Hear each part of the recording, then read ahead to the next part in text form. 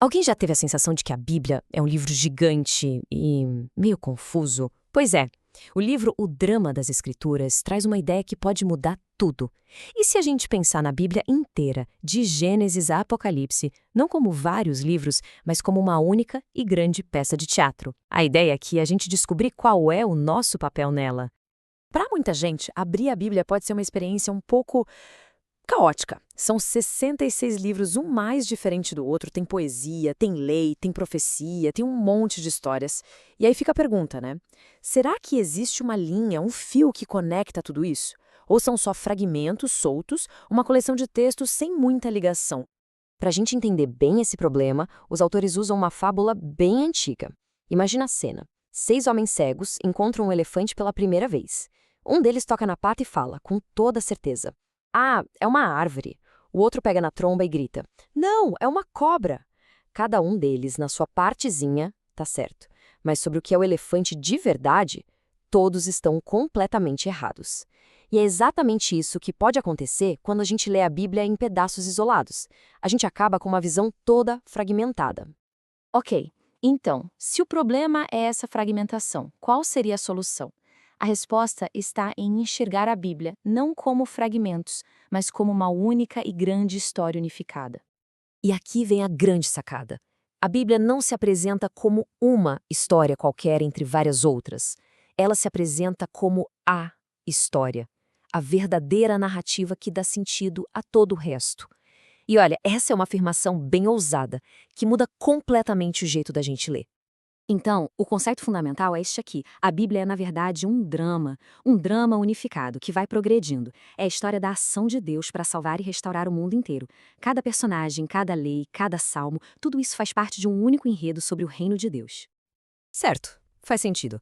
Mas como é que essa história se organiza? Para facilitar, os autores propõem uma estrutura que é simplesmente genial. Um drama dividido em 6 atos. A história se desenrola mais ou menos assim.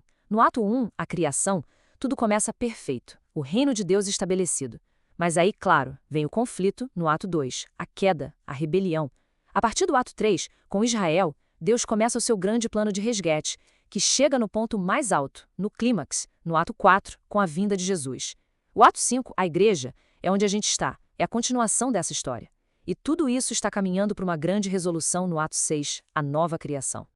E o mais brilhante dessa estrutura é que ela pega aquela coleção que parecia confusa e a transforma num drama épico que dá para entender. De repente, as peças começam a se encaixar, sabe?